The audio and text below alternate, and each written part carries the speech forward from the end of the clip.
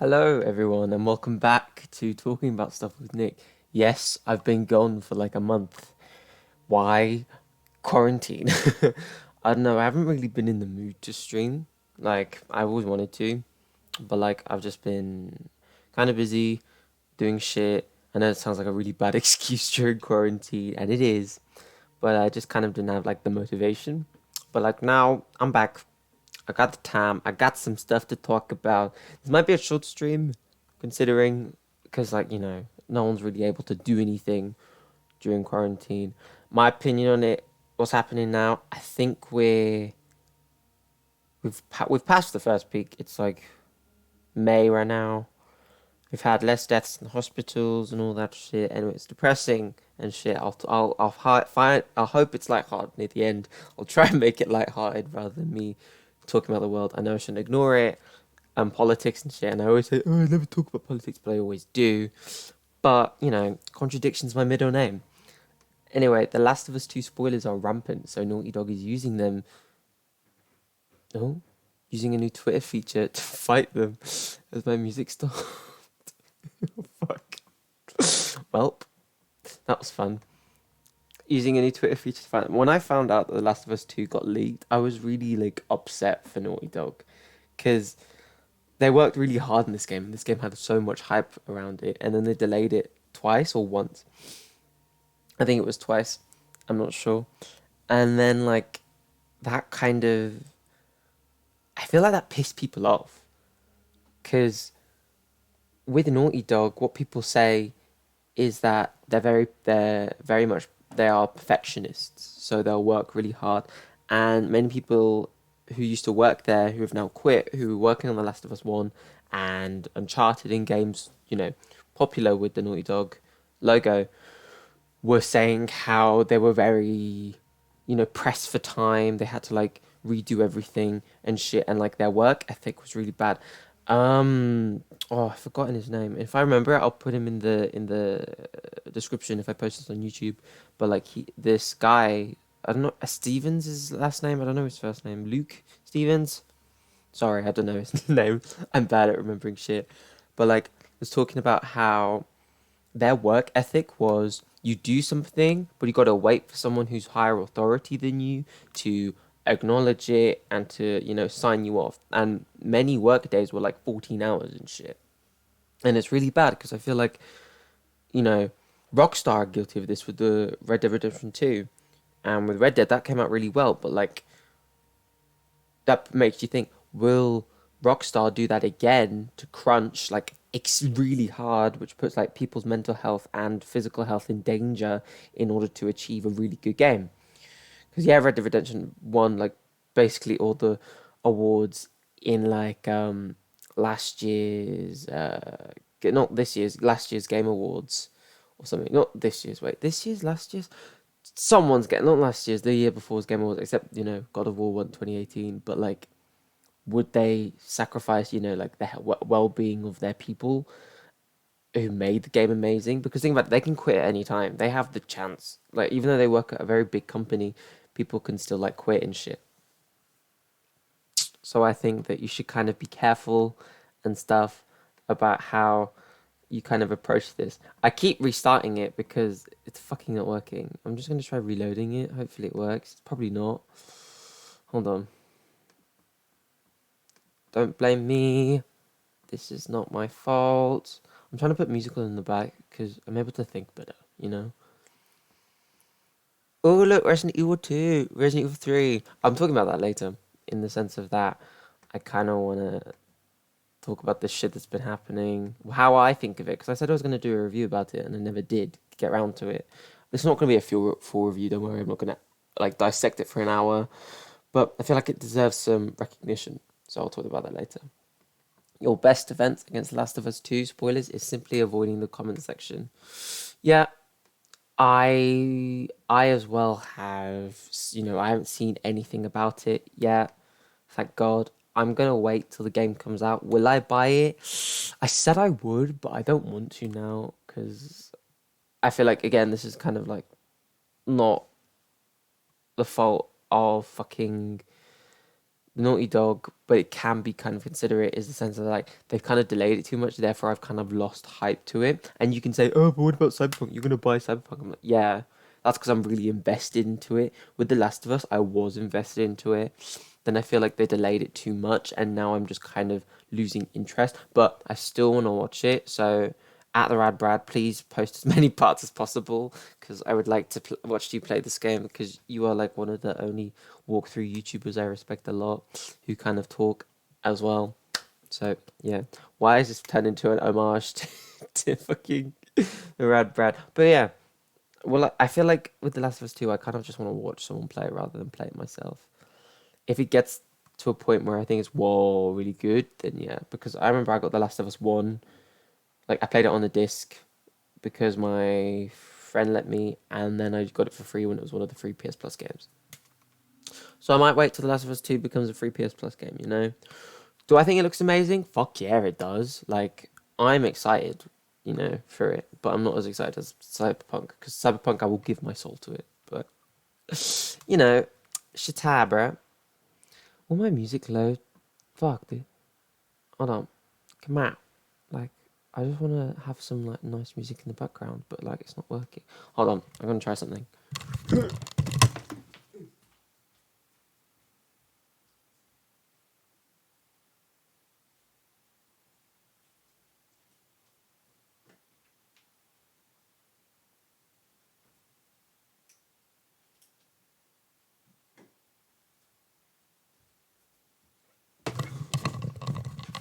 I just found out we have two boosters in the basement. Internet boosters. I'm just wondering, like, why? Why? Okay, that's kind of fun, I guess. Anyway, moving on to our next thing, we are going to talk about the new Christopher Nolan Tenet trailer that just debuted in Fortnite. Now that's kind of cool that it's debuted in Fortnite. Do I play Fortnite? No. Have I watched the trailer? Yes. Do I understand it? No. I watched it and I was really confused because, like, can he time travel? Because, okay, hold on, I'm gonna read about it before I like make anything. The latest trailer for the upcoming film Tenet debuted in Fortnite on yesterday. Although very little about the film is actually known, Tenet is described as a movie set within the world of international espionage, and the first trailer and marketing material for the movie has played up a concept in which time moves forward and backwards. Hence the palin pal oh the when like if you say it backwards and shit. Palin palindrome. I don't know how to fucking say it. I can say it, I swear. Palindrome. Palindrome? Palindrome. It's going to be like an hour. Welcome to 40 minutes of me saying palindrome. The new trailer expands on John David Washington's main character as he learns to warp time. Okay, so he can time travel, basically. Right? With the stake of the world and its future in his hands. Prior to Nolan's Tenet trailer premiering in Epic Games' massive virtual universe, I like that. I want to talk about. I want to just stop there, but talk about it. It's like how Fortnite have kind of started to kind of show off in their universe rather than like just play. Like you know, like the Travis Scott concert. No offense, no offense, no offense, but Fortnite fucking sucks in my opinion. But I must give props to like how they kind of presented the Travis Scott like concert. It was really cool. Like I watched a bit on YouTube from IGN, and it looked really enjoyable. Like it was like a big show in it, and I enjoyed that. Mm, Disney and director J.J. Abrams teamed up with Epic to debut a scene from Star Wars: Rise of the Skywalker. I don't watch Star Wars, so I'm just like Abrams was on hand to introduce the clip, appearing as a tiny virtual version of himself on top of a stage where players could see him talk to host Jeff Keighley. Jeff Keighley, we love you, man. I respect you loads, bro. Oh, it's a litmus test? Well, Hollywood studios could start releasing their films during because the pandemic and shit. So COVID-19, Mulan, SpongeBob movie, Sponge on the Run. Holy shit, it's getting a second one. And Wonder Woman 1984 are all set to follow Tenet if Warner Bros. Decides to alter the release date for its Nolan blockbuster. However, it could influence the release schedules on other big budget studio films. I feel like if they delay it, they will lose money indefinitely, and like they'll be fucked, you know. But like, I feel like if they just wait and then they release it into cinemas, won't people be scared to go to the cinema because of like, this big pandemic that just happened? Many people will be kind of scared to go out again, if that makes sense, because like they might say, "Oh, you can go out again," but people are gonna wait. This tweet I read is gonna be like the Hunger Games. Watch the other people, see what they do first, and what happens to them before we decide to go out and do shit. Which like is a kind of a bad mindset to have because I feel like, oh god, I'm gonna sound like Elon Musk. Oh yeah, I'll talk about him in a bit. And Grimes. But like I get that the pandemic is happening and shit, and we should all stay inside and be safe. But then when it gets lifted, I feel like people are still gonna have that like stigma of not going out and staying safe, staying alert and shit. And I think myself, I might go out first, because at the end of the day, I have no underlying health conditions, and like I'm kind of young.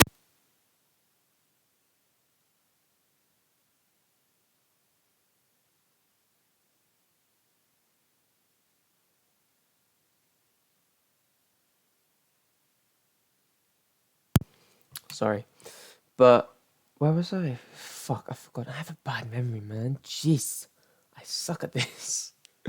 Oh, it's weird because I have no music on, and I'll be able to like concentrate. Fuck, dude, this shit sucks. Can I put Spot? No, Spotify will get me banned, so don't put Spotify on, kids. Come on, just re-fucking load. Come on, don't be a dick. Fucking, I'll use that. If it plays randomly and just scares me, I'll be so pissed off. But as me, someone with no underlying health conditions and kind of young, I think that I was reading this article as well saying how like the young people might have to like restart the economy. I don't know how because we don't. Wow, it works. Thank God.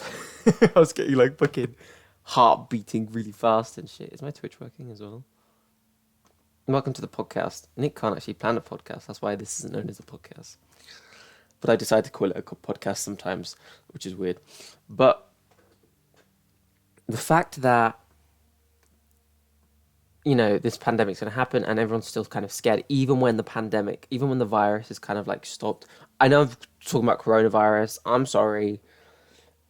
Fuck. This is like, I know I shouldn't. I should be talking about, Tenet, which is a palindrome. I can't say it. Fuck. Palindrome. Palindrome. Fucking. Fuck knows. But, I was reading this article about how young people are going to have to restart the economy, aka like go out, buy stuff, because I think they're likely to be more immune to the COVID-19 rather than like young people. But still, wash your hands in it and don't be fucking dirty. Don't lick random shit. Okay, that sounds weird. Don't lick toilet bowls. It's not worth it. It's not even for a joke. Don't even TikTok fucking shit. Can I talk about TikTok? I want to talk about TikTok. I'm gonna read this and then I'm gonna talk about TikTok. But anyway, with increasingly unlikely to happen is Tenet becoming a digital only title. Yes, they don't do as well than actual like cinemas. Studios like Disney, Universal, and Warner Bros. Have all moved to some of their digital titles to digital or streaming only exclusives, while delaying others that cost more to make and stand to lose the most if not given the opportunity to recoup costs at the theatre. But people, again, I repeat myself, the fact that people will be scared to go to theatre, a public place where like they're sitting close to people, because like, fuck, dude. The moves have caused strife with big theatre chains like AMC and Regal as studios reiterate their commitment to the theatrical model while also using this current unprecedented time to test new release strategies, which is good because people are gonna like run out of stuff to watch on Netflix or Amazon Prime. And we're no offense, okay, no one's gonna pay for all the streaming services to watch everything on it. They're only gonna pay for like one or two, maybe three max. But they might run out of shit to watch, and then like fuck it, let's try and release some films that we couldn't release in theaters on this. It might be received better because think about it, watching a film at home where you can sit in your gym jams and just like chill. Hell, people can watch it naked, but like with the fucking cinema, I feel like the cinema is like a fucking a very formal place in some sense because you've got to wear jeans, you've got to wear something like looks nice because people are gonna not even though it's gonna be set in the dark, you can still want to like look nice in it. So like I don't think that like this streaming online films like releasing digital titles won't be as bad as expected. If it is, then I'm a dumbass. But if it isn't, then that'd be kind of good because like oh shit, I didn't change my title. I called it Test Stream. Fuck's sake.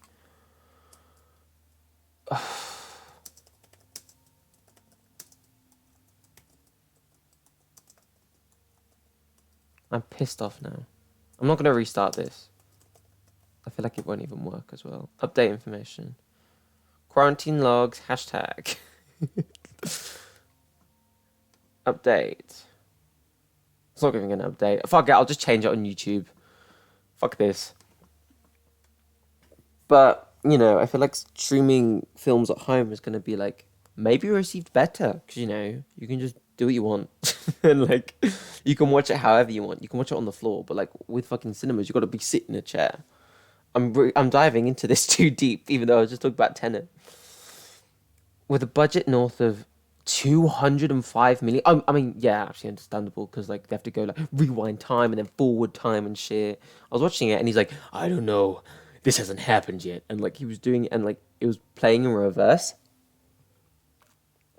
and it looked really cool. I got like action Life is Strange vibes. Like instead of some like plucky shy girl just being like, oh, I can rewind time. It's this like black dude is like, fuck man, I'm gonna fucking rewind time. Like respect to him. Nolan continues to champion movies getting a proper release, a theatrical release. Nolan North, is this Nolan North or like Christopher Nolan? Christopher Nolan, not Nolan North. Basically, in the trailer, I hate when people like in the trailer it said like, oh, the guy who made the Dark Knight trilogy. Good. Great. Wait, was he in it? No, he made it. Don't be fucking stupid. Was he in it? I don't know, he might have had a cameo. Like, how Stanley has cameos in anything. Can I say something? I keep going off on a tangent. That's the point of this. You just gotta listen, bro. Just listen to my shit and just vibe with it. But how do I get onto creator dashboard? I've even forgotten how to use Twitch now. This is disgusting. But the only thing I liked about Captain Marvel was the cameo of your boy Stan Lee, bless his soul, rest in peace. And like anything like, but the whole other film, I feel like lost me. It was kind of how it was just like, okay, that's cool, I guess.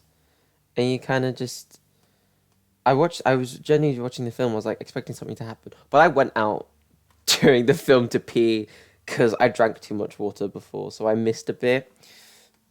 But I don't get how was it so badly received. Yeah, it was like it made a lot of money.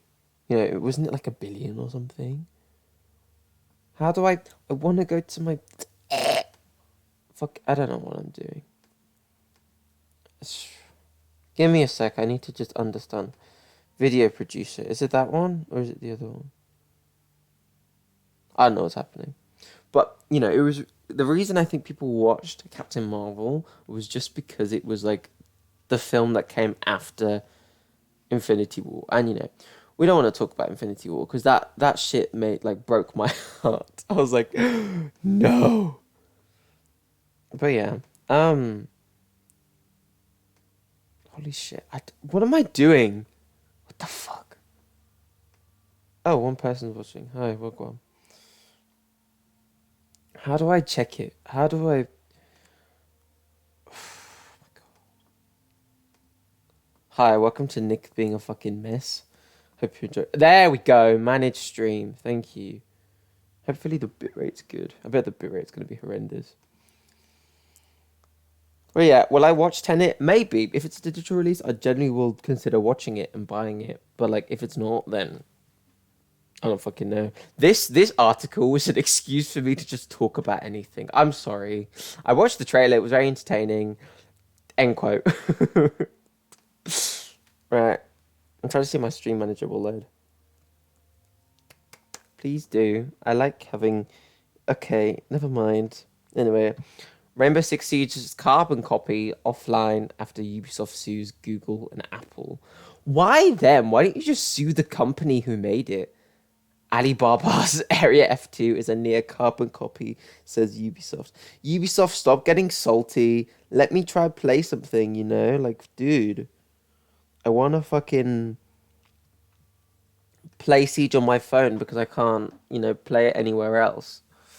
Area F2, a mobile first-person shooter that raised eyebrows across the gaming community with its strong similarities to Ubisoft's Tom Clancy Rainbow Six Siege, has been delisted from the Apple App Store and Google Play Store following a copyright infringement lawsuit from Ubisoft. eJoy, the Hong Kong... Why is it always Hong Kong and China making these, like, other games? Remember when there was the mobile fucking Overwatch? Like, dude... The Hong Kong-based developer of Area F2 took the game servers offline on Wednesday, but the company has made no mention of the suit in the post on the game's website, explaining the shutdown, saying it was only carrying out improvements to F2 in order to deliver a better experience to players. In a legal complaint, which Ubisoft filed on May 15th to the U.S. District Court for the Central District of California. What? The U.S. District Court for the Central District of California. That's too many districts in a sentence. Ubisoft described Area F2 as a near carbon copy of Rainbow Six Siege. The publisher also listed Apple and Google in the lawsuit for hosting the game on its platform. You can't blame them. They have loads of games on its platforms. What was if the guy who listed it doesn't play video games? It's like, oh, I like knitting and reading books. Dude, don't come for Apple and Google. So mean. Ubisoft's teams have poured years of creativity, resources, and talent into making Rainbow Six Siege the success that it is today, and we are committed to protecting our intellectual properties. Question. Remember when Siege first came out, it was not popular. I played it, and it was just, like, not popular. Now it's, like, it reached its peak, I think, in year 2, year 3, maybe. And, like, now it's kind of declining a bit. I feel that... Is it declining? I feel like it is, in my opinion. So they decide to, like, branch out to, like, the science fiction part of it. I remember Gregor made a video about it. Love you, Gregor. You're amazing. I like watching your videos. But talking about how, like, the writing has kind of become very, like, science fiction anime shit. Do I watch anime? No. But quote from the film. The video. I'm tired, I'm sorry. But was talking about how, like, the writing's kind of just become more anime and, like, it doesn't make sense. So there's a character, Yana. She's albino, and which is fine, it's very inclusive. I respect that. But, like, albino people are very sensitive to light and loud noises and stuff. I think it's light mostly. So when they're doing it, so Yana has these, like, special contacts which make her fine. She doesn't have to see. She doesn't get affected by these flashing lights or anything because she's got these special contacts in. And I was just like, I think Siege just very much lost its realism now, which is fine. If they want to go for, like, a more science fiction approach, I'm still gonna play it because this year's season looks interesting. Ace and Melusi, they look really cool. Like, I like Ace a lot because another hard breacher who can be, like, the Zuma Hibana, like, amazing. Go for it. Melusi with the TSG SMG. Is it TSG? No, that's the shotgun. The Legion's fucking SMG. That's cool, man. And, I feel like I will carry on supporting and playing Siege if I find it interesting. This year's season I didn't. Just because Oryx, like, as well, that man can defy human biology because he just is like, I am the gadget. I'm going to bash through fucking walls and jump really high because I have springs in my fucking knees or something on my feet. And I'm just like, bro, no, you do not. Please be careful. But this year's Siege, they seem like genuinely kind of more realistic. I kind of liked the realistic yet sci-fi approach. I think this season they just went full sci-fi. with the big strong man, stonks and fucking, space woman. So yeah, but this carbon copy, I do feel kind of bad for Ubisoft because like when people, it's again just plagiarism and like it's shit. If they're making more money than Siege, then like, that fucking sucks, bro. And they're just ripping off ideas in order to play. As a consumer, I don't care, but as a person with a heart, I kind of do care at the fact that this game's being like ripped off, But I feel like Ubisoft had the right to, say, hey, I would like to complain about this shit. It's rubbish. And I think my stream is died. If it has, then that sucks ass. But yeah, fuck it. Moving on to our next one. Sources, Resident Evil 8 Village test demo. I feel like this stream's not going to work. So I'm just talking for the sake of it. So if it doesn't work, then I'll just put what I was able to put on before it cut off. Resident Evil 8 Village test demo detail leaks. The reason they called it Village is so they could put 8 in with the cool way, with the Village, VIII, fucking.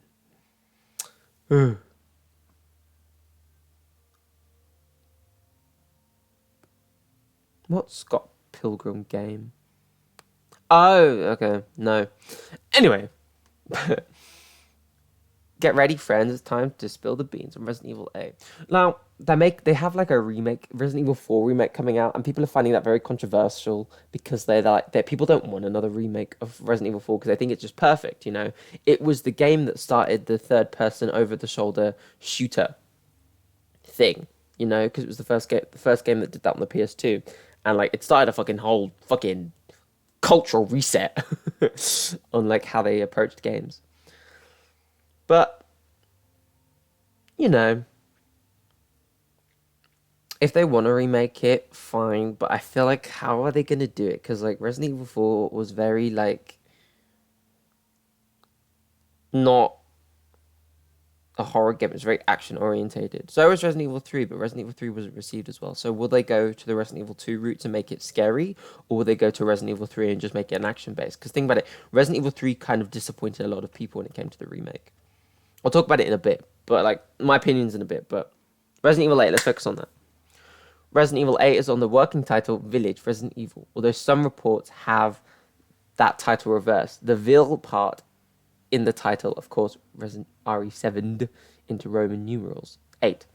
The opening of the game will be shocking for long-time fans and involves Chris Redfield. Different demos appear to have different Chris models. Yeah, I remember when I saw Chris Redfield in Resident Evil 7, I was very just like, who the fuck are you? His voice matched. I feel like his voice was good. Or like himself as a person, I was like, what? Why haven't you got like tree trunk arms? Why aren't you defying like, the human body? Like, what are you? But that's fine. Some saying he simply looked like an older version of Resident Evil 7 Chris. Others saying he will be completely overhauled. Yeah, fair enough. Some tests involved Mia Winters being pregnant. Others involved a child already having been born. I like what Capcom does with demos, so it's kind of just like, oh my god, which one they get to choose? Ethan is once again the lead protagonist. I hope Resident Evil 8 is a scary game, because Resident Evil 7 was scary. I genuinely was scared on the first time I played it. Do I get scared? I don't know if I get scared. I feel like I enjoy horror and like getting scared. But Midsummer, fuck it. That's another day. I'll talk about Midsummer. Anyway, we carry on. Pardon me. But hardened to a degree. Like Ethan's hardened. Sorry. Some testers have described him as being quick-witted and short-tempered, an Ash Williams type fit, which fits into Resident Evil 7's multiple homages to Evil Dead. Ethan, as well as the rest of the cast, can also be seen replaced by the Resident Evil 7 voice performers. Good! Multiple versions of the in-game inventory have been tested, ranging from the RE4's attaché case Tetris design and RE7's traditional inventory. The game is also following suit with the RE7 first-person design. Good! Genuinely. The demo were indeed set in a snowy village area. Are they gonna do an Umbrella Chronicles and just set it where it's like cold and they're all wearing parkas and shit, or like Resident Evil Revelations 1, where fucking why was Jessica in a skin tight suit? Like Chris was there like bundled up, trying to be warm, and she's there like slow down, Chris, and she had like fucking like a sniper rifle on her back, and she looked like she was trying to like. Oh wait, no, she did wear a parka as well. My apologies, but like she had like a sniper rifle on her back, and I was just like, okay, why don't you just carry like a gun or something? Like, why'd you have to carry this big ass 50 cal rifle? Jeez. Demo detail in the story village. Sometime after the opening, playing as Ethan, we explore some houses on the outskirts, attempting to make contact. NPCs occupy the houses, however, they are reluctant to talk to an outsider. Note, they do speak English when they talk. I don't mind if they don't speak English. Like, I appreciate like if like they speak just a Norse language. Like, I don't speak many Norse languages. I don't actually speak any at all. Except, is English a Norse one? I think English is one, but that's it. But, I feel like I like when games kind of have the characters speak in the other languages, and then like people who can actually speak that language are like, hey, I feel more immersed in it because I understand what they're saying, and like, oh, this gives me more hints to like what's coming up, like subtlety. So I like that.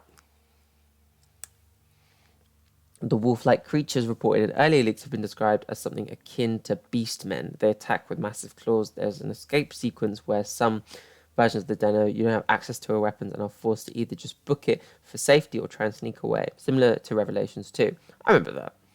And others, you have a pistol and it's completely unaffected against these creatures and you're forced to run and hide. You eventually stumble across a shotgun and barricade the door to slow down your attackers. The shotgun is way more effective than the handgun, however the beastmen were very bullet spongy. Hey! I don't mind bullet spongy people. Like Resident Evil 2 Remake, they had bullet sponges. And that was generally received kind of well, but it pissed people off, The game is massively inspired by a combination of Resident Evil 4 and the much-beloved Resident Evil 3.5. 3.5 was set in a castle, wasn't it? Yeah, I think it was set in a castle and grass. It was set in a castle.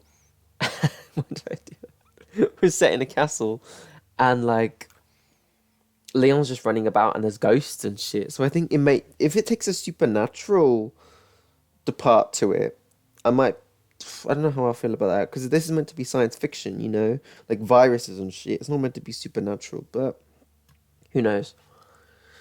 The previous reported a serious departure relates to this, as the game has an obvious focus on something more supernatural. That said, odds are against things being literally supernatural. Yeah, like remember when they did the demo for Resident Evil 7 and they had like apparitions of Mia showing up everywhere with the ghosts and shit? I didn't like that, but I feel like it was good. But I liked it when I played the game because that scared the shit out of me because I didn't expect what was going to happen. I was like, oh, it's going to be a ghost. There wasn't a ghost. It was my wife chopping off my hand, so we vibing, bro. The leaders of these beastmen appear to be a stalker-type woman that resembles a witch who haunts Ethan during the demo, and a massive gorilla-like monster man with chains and a staff. The witch cannot be killed and melts into bugs when shot. She apparently has a distinctive laugh that lets you know when she's near. So like in Left 4 Dead, right? But she cries, so. Silent Hills may have texted you. Yep. I read about that. That creeped the fuck out of me. If they do make Silent Hills again, oh my god. This is quite a lot to take in. It is. But yeah, thank you to Rely on Horror. That's why I like you guys. You guys are cool. Anyway, moving on. Resident Evil 3 review. I'm not going to address much because I don't want to, because I feel like everyone else has said it, so I'm just going to say like a couple of stuff. I'm literally going to read the start and be done with it.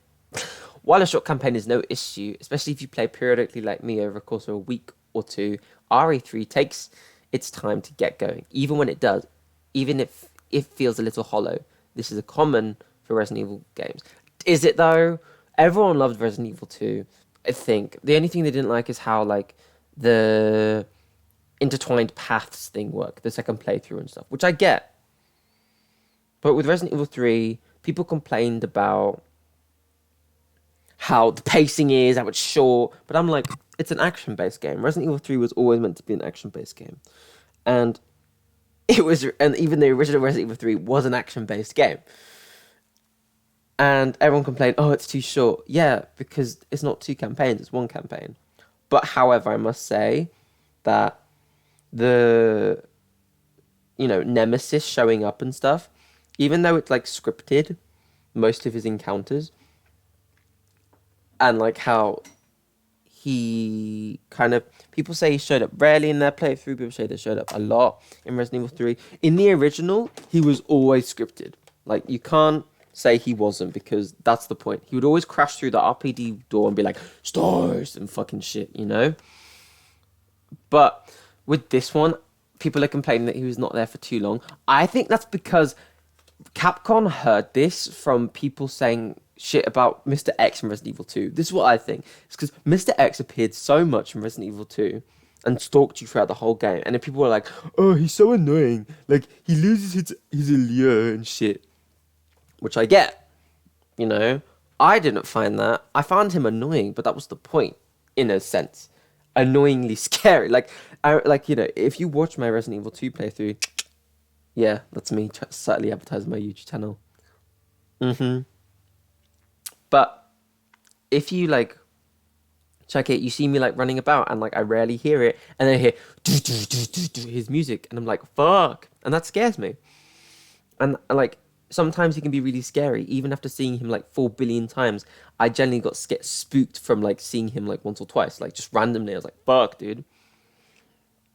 But I don't get why.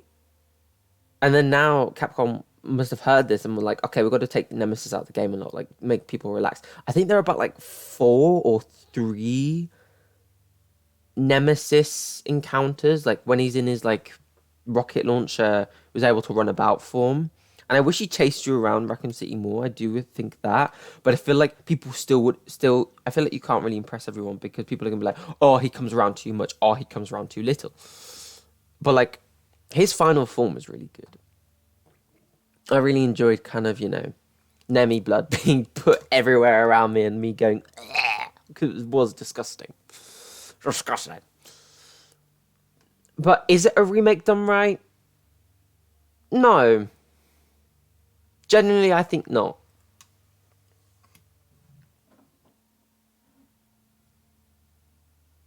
Incongruous. Not because the actual chase itself was out of place, but because it cut up the gameplay was short. Oh yeah, the fire and scaffolding bit. Watch my stream if you don't know what I'm talking about.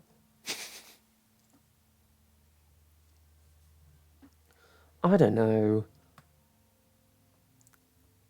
It's just Resident Evil 3, I feel like, was kind of a cash grab, genuinely. But I did enjoy it. There were scenes I enjoyed, and I feel like it was well acted and well thing. That's why I enjoyed it a lot. I genuinely did. But I feel like it was a bit too short. They cut out the clock tower section, which really pissed me off, because it had a really good puzzle in it, and I really enjoyed that puzzle. People are saying there's going to be a DLC where it's going to be about Jill's PTSD dreams and stuff, which generally would be a cool concept. But back to Resident Evil 3, the main bit. What they kind of did to kind of make it worth its £40-50 price tag is they added a multiplayer to it that no one asked for. Project Resistance. I played a bit. I never won anyone. As a survivor, it's impossible to win. It's a fun game, but I feel like it was just a bit I think people didn't play it because it just pissed people off. The fact that Capcom could do kind of be like, hey, we're sorry, Resident Evil 3 is short.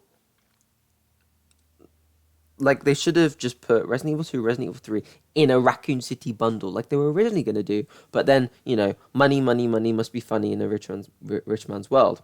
So they just decided to split it. Resident Evil 2 received extremely well. Amazing. Resident Evil 3, I'd generally give it a 7. Resident Evil 2, a 9. 100%. Out of 10, of course. But again, I say that Resident Evil 2 did have its flaws, the remake. But Resident Evil 3, I don't like how they reused assets. For example, they reused the police station asset, which is fine. But I still don't like it, because that means, doesn't that give them less time to have to animate shit?